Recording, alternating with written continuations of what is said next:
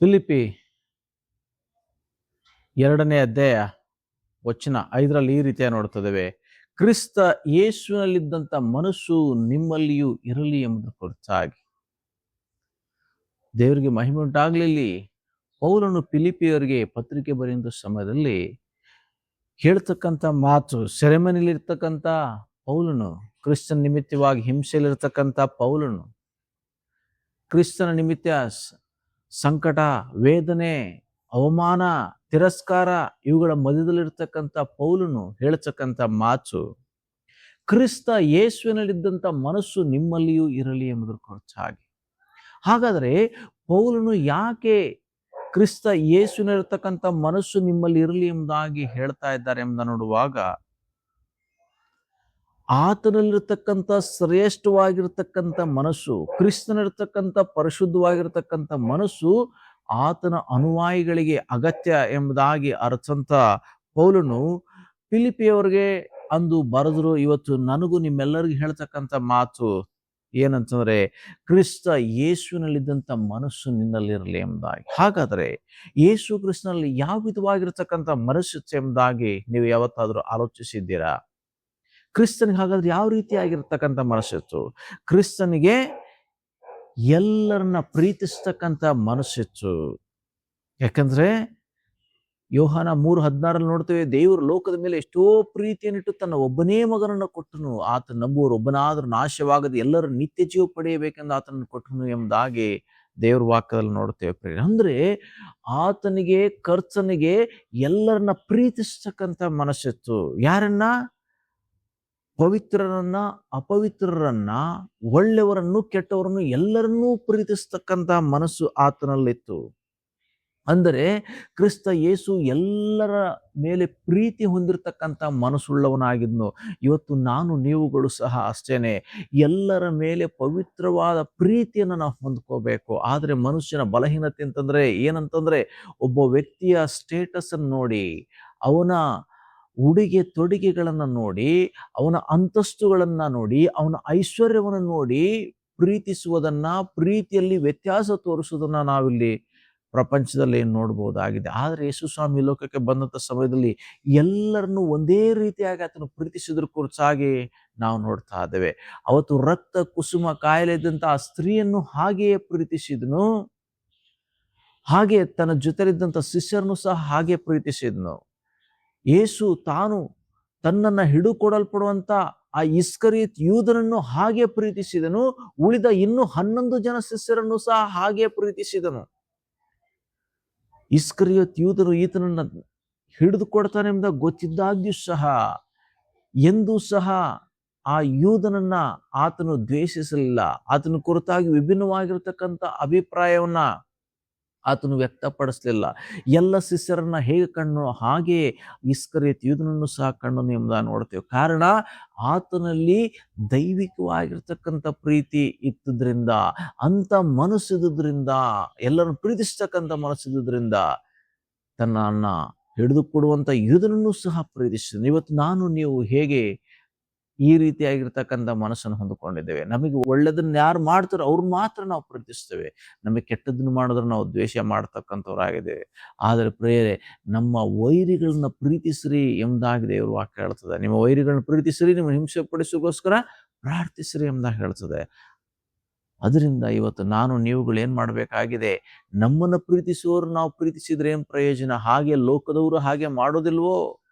ಅದರಿಂದ ನಮ್ಮನ್ನ ದ್ವೇಷಿಸ್ತಕ್ಕಂಥವ್ರು, ನಮಗೆ ಕೆಟ್ಟದಾಗಿ ಯೋಚಿಸ್ತಕ್ಕಂಥವ್ರು, ಇವ್ರನ್ನೂ ಸಹ ನಾವೇನ್ ಮಾಡಬೇಕಾಗಿದೆ? ಪ್ರೀತಿಸಬೇಕಾಗಿದೆ. ಇಂಥ ಮನಸ್ಸು ನಮ್ಮಲ್ಲಿರಬೇಕು. ಕ್ರಿಸ್ತ ಯೇಸುವಿನಲ್ಲಿ ಈ ರೀತಿಯಾಗಿರ್ತಕ್ಕಂಥ ಮನಸ್ಸಿತ್ತು. ಅದರಿಂದ ಕ್ರಿಸ್ತ ಯೇಸುವಿನಲ್ಲಿರ್ತಕ್ಕಂಥ ಮನಸ್ಸು ನಿಮ್ಮಲ್ಲಿ ಇರಲಿ ಎಂಬುದಾಗಿ ಪೌಲ್ ಹೇಳ್ತಕ್ಕಂಥ ಉದ್ದೇಶ. ಅಂದು ಶಿಲುಬೆಯಲ್ಲಿ ಯೇಸು ಸ್ವಾಮಿ ಕೈ ಕಾಲುಗಳಿಗೆ ಮಳೆ ಹೊಡಿಸಿಕೊಂಡು, ತಲೆಗೆ ಮುಳ್ಳಿನ ಕಿರೀಟ ಇಟ್ಟಿದ್ದಾರೆ, ಪಕ್ಕೆಗೆ ಈಟಿಯ ತಿವಿದಿದ್ದಾರೆ. ಅವ್ರನ್ನೆಲ್ಲರನ್ನು ಸ್ವಾಮಿ ಏನ್ ಮಾಡಿದ್ನು? ಪ್ರೀತಿಸಿದ್ದು. ತಂದೆಯೇ, ಇವ್ರು ಏನು ಮಾಡ್ತಾರೆ, ಇವರು ಅರಿಯರು ಎಂಬುದಾಗಿ ಹೇಳಿದರು. ಅಂದರೆ ಆತನ ಮನಸ್ಸನ್ನು ನಾವಿಲ್ಲಿ ನೋಡ್ತಾ ಇದ್ದೇವೆ. ಅಂತಂದರೆ ತನ್ನ ಹಿಂಸೆ ಪಡಿಸುವವ್ರನ್ನೂ ಸಹ ಆತನು ಪ್ರೀತಿಸಿದ್ರ ಕುರಿತಾಗಿ, ಅವ್ರಿಗೆ ಒಳ್ಳೇದಾಗಬೇಕೆಂಬುದಾಗಿ ಬಯಸಿದ್ರ ಕುರಿತಾಗಿ ನೋಡ್ತಾ ಇದ್ದೇವೆ ಪ್ರೇರೆ. ಹಾಗೆ ಇವತ್ತು ಆತನ ಅನುಯಾಯಿಗಳಾಗಿರ್ತಕ್ಕಂಥ ನಾನು ನೀವುಗಳು ಸಹ ಇಂಥ ಮನಸ್ಸನ್ನು ಹೊಂದಿಕೊಂಡವರಾಗಿ ನಾವು ಜೀವಿಸಬೇಕು. ಯೇಸು ಸ್ವಾಮಿ ಎಲ್ಲರನ್ನು ಪ್ರೀತಿಸ್ತಕ್ಕಂಥ ಮನಸ್ಸು, ಎಲ್ಲರನ್ನ ಕ್ಷಮಿಸ್ತಕ್ಕಂಥ ಮನಸ್ಸಿತ್ತು. ಅದರಿಂದಲೇ ಸಿಲುಬೆಯಲ್ಲಿ ಯೇಸು ಸ್ವಾಮಿ ಕ್ಷಮಿಸಿದ್ರ ಬಗ್ಗೆ ನೋಡ್ತೇವೆ. ಮಾತ್ರವಲ್ಲ, ಕನಿಕರ ಇತ್ತು. ಕ್ರಿಸ್ತ ಯೇಸುವಿನಲ್ಲಿ ಕನಿಕರದ ಮನಸ್ಸಿತ್ತು. ತನ್ನನ್ನು ಹಿಂಸೆ ಪಡಿಸಿದವ್ರನ್ನ ಏನ್ ಮಾಡ್ತಾ ಇದ್ದಾರೆ, ಅವರು ಕನಿಕರಿಸ್ತಾ ಇದ್ದಾರೆ. ಇವ್ರು ಏನು ಮಾಡ್ತಾರೆ, ಇವರು ಅರಿಯರು ಎಂಬುದಾಗಿ ಹೇಳ್ತಾರೆ. ಕಾರಣ ಆತನಲ್ಲಿ ಕನಿಕರ ಇತ್ತು. ಇವತ್ತು ನನಗೂ ನಿಮಗೂ ಹೇಗೆ ಕನಿಕರ ಇದೆ, ಆತನಲ್ಲಿರ್ತಕ್ಕಂಥ ಕನಿಕರ ಇವತ್ತು ಕ್ರೈಸ್ತರೆಂಬುದಾಗಿ ಹೇಳ್ಕೊಳ್ತಕ್ಕಂಥ ನಿನ್ನಲ್ಲಿ ನನ್ನಲ್ಲಿ ಎಷ್ಟಿದೆ ಎಂಬುದಾಗಿ ನಮ್ಮನ್ನು ನಾವು ಪರೀಕ್ಷೆ ಮಾಡ್ಕೊಳ್ತಕ್ಕಂಥದ್ದು ಮುಖ್ಯ ಆಗಿದೆ ಪ್ರೇರೆ. ಅದರಿಂದ ಕ್ರಿಸ್ತ ಯೇಸುವಿನರ್ತಕ್ಕಂಥ ಮನಸ್ಸು ಅಂದರೆ ಅದು ಕನಿಕರದ ಮನಸ್ಸು. ಇವತ್ತು ನಿನ್ನ ಕುಟುಂಬದವರನ್ನ, ನಿನ್ನ ಸಭಿಕರನ್ನ, ನಿನ್ನ ಬಂಧುಗಳನ್ನ ನೀನು ಹೇಗೆ ಕನಿಕರಿಸ್ತಾ ಇದೆಯಾ, ಅವರೊಟ್ಟಿಗೆ ಹೇಗೆ ಕನಿಕರದಿಂದ ನೀನು ವರ್ತಿಸ್ತಾ ಇದೆಯಾ ಎಂಬುದನ್ನ ಅವಲೋಕಿಸ್ಕೊಳ್ತಕ್ಕಂಥದ್ದು, ಸರಿ ಮಾಡ್ಕೊಳ್ತಕ್ಕಂಥದ್ದು ಮುಖ್ಯ. ಮಾತ್ರವಲ್ಲ, ಕ್ರಿಸ್ತನ್ ಏನ್ ಮಾಡಿದನು, ಎಲ್ಲರಿಗೆ ಸಹಾಯ ಮಾಡ್ತಕ್ಕಂಥ ಮನಸ್ಸಿತ್ತು. ಆದರೆ ಇವತ್ತು ಕ್ರಿಸ್ತನ ಮಗನು ಮಗಳು ಎಂಬುದಾಗಿ ಹೇಳ್ಕೊಳ್ತಕ್ಕಂಥ ನೀನು ಇತರರಿಗೆ ಹೇಗೆ ನೀನು ಸಹಾಯ ಮಾಡೋದ್ರಲ್ಲಿ ಮುಂದಾಗ್ತಾ ಇದೆಯಾ, ಇತರರಿಗೆ ಸಹಾಯ ಮಾಡೋ ವಿಷಯದಲ್ಲಿ ನಿನ್ನ ತ್ವರಿತ ಹೇಗಿದೆ, ನಿನ್ನ ಆತುರ ಹೇಗಿದೆ, ನಿನ್ನ ಭಾವನೆ ಹೇಗಿದೆ. ಬರೀ ತೆಗೆದುಕೊಳ್ಳೋದ್ರಲ್ಲಿ ನಿನಗೆ ಸಂತೋಷ, ಇತರರಿಗೆ ಸಹಾಯ ಮಾಡೋದ್ರಲ್ಲಿ, ಕೊಡೋದ್ರಲ್ಲಿ ನೀನು ಸಂತೋಷವನ್ನು ಹೊಂದಿಕೊಂಡಿಲ್ಲ. ಅದಕ್ಕೇನೆ ಪೌಲನು ಹೇಳ್ತಕ್ಕಂಥದ್ದು, ಕ್ರಿಸ್ತ ಯೇಸುವಿನಿರ್ತಕ್ಕಂಥ ಮನಸ್ಸು ನಿನ್ನಲ್ಲಿರಲಿ ಎಂಬುದಾಗಿ. ಕ್ರಿಸ್ತನ್ ಏನ್ ಮಾಡಿದ್ನು, ಎಲ್ಲರಿಗೆ ಸಹಾಯ ಮಾಡಿದ್ನು. ತನ್ನ ಶಿಷ್ಯನಿಗೆ ಟ್ಯಾಕ್ಸ್ ಕಟ್ಟಲಿಕ್ಕೆ ಹಣ ಇರಲಿಲ್ಲ. ಏನ್ ಮಾಡಿದ್ರು, ಯೇಸು ಸ್ವಾಮಿ ಶಿಷ್ಯನ್ಗೆ ಹೇಳ್ತಾರೆ, ನೀನು ಹೋಗಿ ಸಮುದ್ರದಲ್ಲಿ ಏನ್ ಮಾಡ್ಬೇಕಾಗಿದೆ, ನೀನು ಮೀನು ಹಿಡಿಯಲ್ಲಿ, ಆ ಮೀನು ಹಿಡಿ, ಮೀನಿಗೆ ಗಾಳವನ್ನು ಹಾಕು, ಅದರಲ್ಲಿ 2 ನಾಣ್ಯ ಬರುತ್ತೆ, ನಂದೊಂದು ನಿಂದೊಂದು ಅಂತ ಹೇಳಿ ಏನ್ ಮಾಡು, ನೀನು ಆ ಸುಂಕವನ್ನ ಪಾವತಿಸು ಎಂಬುದಾಗಿ ಶಿಷ್ಯರು ಹೇಳಿದ. ಅಂದ್ರೆ ಸಹಾಯ ಮಾಡ್ತಕ್ಕಂಥ ಮನಸ್ಸು. ಇವತ್ತು ಸ್ವಾಮಿ ಹಾಗೆ ಮಾಡಿದ್ನು. ಇವತ್ತು ನೀನು ಹೇಗೆ ಇತರರಿಗೆ ಸಹಾಯ ಮಾಡೋದ್ರಲ್ಲಿ ಮುಂದಾಗ್ತಾ ಇದ್ದೀಯಾ? ಅದರಿಂದ ಆ ಕ್ರಿಸ್ತನಿರ್ತಕ್ಕಂಥ ಪವಿತ್ರವಾದ ಮನಸ್ಸು, ಎಲ್ಲರನ್ನ ಪವಿತ್ರವಾದ ಭಾವನೆಯಿಂದ ಆತನ ಈ ಲೋಕದಲ್ಲಿ ಕಂಡನು. ಅಂತ ಪವಿತ್ರ ಮನಸ್ಸು ನಮಗೆ ಬೇಕಾಗಿದೆ. ತನ್ನನ್ನು ತಾನು ನಿರಾಕರಿಸ್ತಕ್ಕಂಥ ಮನಸ್ಸಿತ್ತು. ಅದರಿಂದ ತನ್ನನ್ನು ತಾನು ನಿರಾಕರಿಸಿ ಈ ಲೋಕಕ್ಕೆ ಬಂದು ಆತ ನಮ್ಮ ಪಾಪಗಳಿಗಾಗಿ ಸಿಲುಬೆಯಲ್ಲಿ ಪ್ರಾಣ ಕೊಟ್ಟಿದ್ದಾನೆ. ಇವತ್ತು ನಾನು ನೀವುಗಳು ನಮ್ಮನ್ನು ನಾವು ನಿರಾಕರಿಸ್ಬೇಕು, ನಮ್ಮನ್ನು ನಾವು ತಗ್ಗಿಸ್ಕೋಬೇಕು. ಆದ್ದರಿಂದ ಆ ತಗ್ಗಿಸುವಿಕೆಯ ಮನಸ್ಸು ಬಹಳ ಮುಖ್ಯ ಪ್ರೇರೆ. ಒಂದು ವೇಳೆ ನಾವು ಅಹಂಕಾರಿಗಳಾಗಿರೋದಾದರೆ ನಾವೇನು ಮಾಡ್ತೇವೆ ಅಂತಂದರೆ, ದೇವ್ರು ನಮ್ಮ ಜೊತೆಗಿರಲಿಕ್ಕೆ ಸಾಧ್ಯ ಇಲ್ಲ. ಅಹಂಕಾರಿಗಳನ್ನ ದೇವ್ರು ಎದುರಿಸ್ತಾನೆ ಎಂಬುದಾಗಿ ನಾವು ನೋಡ್ತಾ ಇದ್ದೇವೆ. ಅದರಿಂದ ತಗ್ಗಿಸುವಿಕೆ, ದೀನತೆ, ಬಿಟ್ಟು ಕೊಡ್ತಕ್ಕಂಥದ್ದು ನನ್ನ ನಿಮ್ಮ ಜೀವಿತಗಳಲ್ಲಿ ಬಹಳ ಪ್ರಾಮುಖ್ಯತೆಯನ್ನು ವಹಿಸ್ತಕ್ಕಂಥದ್ದಾಗಿದೆ. ಮಾತ್ರವಲ್ಲ, ಸ್ವಾರ್ಥವಿಲ್ಲದಂಥ ಮನಸ್ಸಿರ್ಬೇಕು ನಮಗೆ. ಯೇಸು ಸ್ವಾಮಿಗೆ ಸ್ವಾರ್ಥ ಇಲ್ಲದಂಥ ಮನಸ್ಸಿತ್ತು. ಇವತ್ತು ನೀವೆಷ್ಟು ಸ್ವಾರ್ಥದಿಂದ ತುಂಬಿದ್ದೀರಾ? ಸ್ವಾರ್ಥದಿಂದ ತುಂಬಿರ್ತಕ್ಕಂಥ ನಿಮಗೆ ಮತ್ತೆ ನನಗೆ ಕರ್ತನು ಹೇಳುವಂಥ ಮಾತು ಏನಂತಂದ್ರೆ, ಆತನ ಮನಸ್ಸನ್ನು ನಾವು ಹೊಂದ್ಕೋಬೇಕು ಎಂಬುದಾಗಿ. ಕ್ರಿಸ್ತ ಯೇಸುವಿನಿರ್ತಕ್ಕಂಥ ಮನಸ್ಸನ್ನು ನಾವು ಹೊಂದ್ಕೋಬೇಕು. ಕಾರಣ ಸ್ವಾರ್ಥವನ್ನು ಬಿಡಬೇಕು. ಯೇಸು ಸ್ವಾಮಿ ಲೋಕಕ್ಕೆ ಬಂದಾಗ ಎಲ್ಲಿಯೂ ಸಹ ಸ್ವಾರ್ಥವಾಗಿ ಆತನು ಯೋಚಿಸಲಿಲ್ಲ. ಆತನು ಸ್ವಾರ್ಥವಿಲ್ಲದಂಥ ಮನಸ್ಸು ಆತನು ಹೊಂದಿಕೊಂಡಿದ್ನು. ಅಂತ ಮನಸ್ಸನ್ನು ನಾವು ಏನ್ ಮಾಡಬೇಕಾಗಿದೆ ಅಂದ್ರೆ ಅಪೇಕ್ಷಿಸಬೇಕು, ಅದನ್ನು ಹೊಂದಿಕೊಳ್ಳೋಕೆ ಪ್ರಯಾಸ ಪಡಬೇಕು. ಮಾತ್ರವಲ್ಲ, ಯೇಸು ಸ್ವಾಮಿ ಎಲ್ಲರನ್ನೂ ಸಹ ಸೇರಿಸಿಕೊಳ್ಳತಕ್ಕಂಥ ಮನಸ್ಸಿತ್ತು. ಚಿಕ್ಕ ಮಕ್ಕಳನ್ನು ದೊಡ್ಡವ್ರನ್ನು ಎಲ್ಲರನ್ನೂ ನನ್ನ ಹತ್ರಕ್ಕೆ ಬರಮಾಡ್ರಿ ಎಂಬುದಾಗಿ ಹೇಳೋದ್ರ ಬಗ್ಗೆ ನಾವು ದೇವ್ರ ವಾಕ್ಯದಲ್ಲಿ ನೋಡ್ತೇವೆ. ಅಂದ್ರೆ ಕ್ರಿಸ್ತನಿಗೆ ಎಲ್ಲರನ್ನ ಸೇರಿಸಿಕೊಳ್ತಕ್ಕಂಥ ಮನಸ್ಸಿತ್ತು. ಇವತ್ತು ನಿನಗೆ ಹೇಗೆ ಎಲ್ಲರನ್ನ ಸೇರಿಸಿಕೊಳ್ಳುವಂತ ಮನಸ್ಸಿದೆ? ಎಲ್ಲರನ್ನ ದೂರ ತಳ್ಳುವಂತ ಮನಸ್ಸು, ಸ್ವೇಚ್ಛೆಚ್ಚಾಗಿರುವಂತ ಮನಸ್ಸು, ಸ್ವಾರ್ಥದ ಮನಸ್ಸು, ಇದನ್ನು ಬಿಡಬೇಕಾಗಿದೆ. ಎಲ್ಲರನ್ನ ಸೇರಿಸಿಕೊಳ್ಳುವಂಥ ಮನಸ್ಸು ನನಗೂ ನಿನಗೂ ಬಹಳ ಮುಖ್ಯ. ಮಾತ್ರವಲ್ಲ, ವಿಶ್ವಕ್ಕೆ ಶಾಂತಿಯನ್ನ ಒದಗಿಸುವಂಥ ಮನಸ್ಸು ಆತನದಾಗಿತ್ತು. ಈ ವಿಶ್ವಕ್ಕೆ ಶಾಂತಿಯನ್ನು ಕೊಡೋದಕ್ಕೋಸ್ಕರವಾಗಿ ಆತನ ಶಿಲುಬೆಯಲ್ಲಿ ಏನ್ ಮಾಡಿದ್ದಾನೆ? ಪ್ರಾಣವನ್ನು ಕೊಟ್ಟಿದ್ದಾನೆ. ಅದರಿಂದ ಇವತ್ತು ನಾನು ನೀವುಗಳು ಈ ವಿಶ್ವದ ಶಾಂತಿಯನ್ನು ಬಯಸ್ತಕ್ಕಂಥ ಮನಸ್ಸು ನಮಗೆ ಬೇಕು. ಇವತ್ತು ಇರಾನ್ ಮೇಲೆ ಅಮೇರಿಕ, ಇಸ್ರೇಲ್ ದಾಳಿ ಮಾಡ್ತಾ ಇದೆ, ಯುದ್ಧ ಮಾಡ್ತಾ ಇದೆ. ಅವ್ರಿಗೋಸ್ಕರ ನೀನು ಎಷ್ಟು ಹೊತ್ತು ಪ್ರಾರ್ಥಿಸ್ತಾ ಇದೀಯಾ? ಅವ್ರಿಗಾಗಿ ಎಷ್ಟು ಸಾರಿ ನೀನು ಜ್ಞಾಪಿಸ್ಕೊಂಡು ನೀನು ಪ್ರಾರ್ಥನೆ ಮಾಡ್ತಾ ಇದೀಯಾ? ವಿಶ್ವದ ಸಮಾಧಾನಕ್ಕಾಗಿ ನಿನ್ನ ತವಕ ಏನಾಗಿದೆ?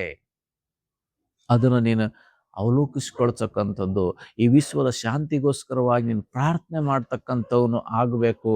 ಆ ಕ್ರಿಸ್ತ ಯೇಸುವಿನಲ್ಲಿರ್ತಕ್ಕಂಥ ಮನಸ್ಸು ನಿನ್ನಲ್ಲಿದ್ದಾಗ ಮಾತ್ರ ವಿಶ್ವದ ಶಾಂತಿಗೋಸ್ಕರ ನೀನು ಪ್ರಾರ್ಥಿಸ್ಲಿಕ್ಕೆ ಸಾಧ್ಯ. ಮುಖ್ಯವಾಗಿ ಕ್ರಿಸ್ತನಿಗೆ ಮಗುವಿನಲ್ಲಿರ್ತಕ್ಕಂಥ ಮನಸ್ಸು ಆತನಿಗಿತ್ತು.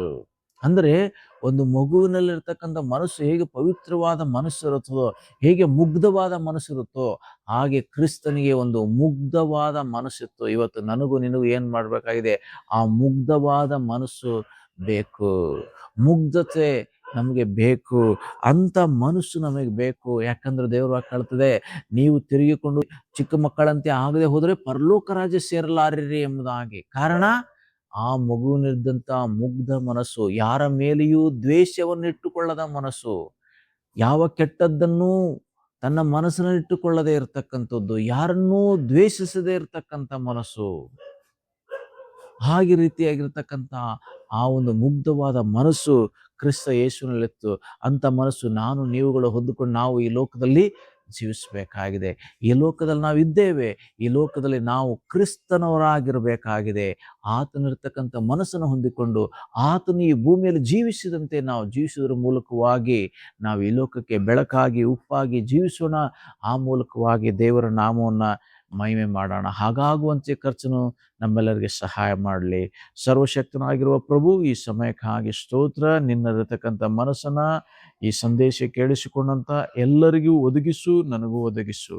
ನಾವೆಲ್ಲರೂ ನಿನ್ನರ್ತಕ್ಕಂಥ ಮನಸ್ಸನ್ನು ಹೊಂದಿಕೊಂಡವರಾಗಿ ಭೂಲೋಕದಲ್ಲಿ ಜೀವಿಸೋದಕ್ಕೂ ನಿನ್ನ ನಾಮವನ್ನು ಮಹಿಮೆ ಮಾಡೋದಕ್ಕೂ ಕೃಪೆ ಮಾಡು. ಯೇಸುವಿನ ಮೂಲಕವಾಗಿ ಪ್ರಾರ್ಥಿಸ್ತೇವೆ ಪರಲೋಕ ತಂದೆಯೇ, ಆಮೇನ್. ಈ ಸಂದೇಶದ ಮೂಲಕವಾಗಿ ನಿಮಗೇನಾದರೂ ಪ್ರಯೋಜನವಾಗಿರೋದಾದರೆ ಲೈಕ್ ಮಾಡಿ, ಇತರರಿಗೆ ಶೇರ್ ಮಾಡಿ. ಇನ್ನೂ ಸಬ್ಸ್ಕ್ರೈಬ್ ಮಾಡಿಲ್ಲ ಅಂದರೆ ಸಬ್ಸ್ಕ್ರೈಬ್ ಮಾಡ್ಕೊಳ್ಳಿ. ಕರ್ತನು ನಿಮ್ಮನ್ನು ಆಶೀರ್ವದಿಸಲಿ. ಆಮೇನ್.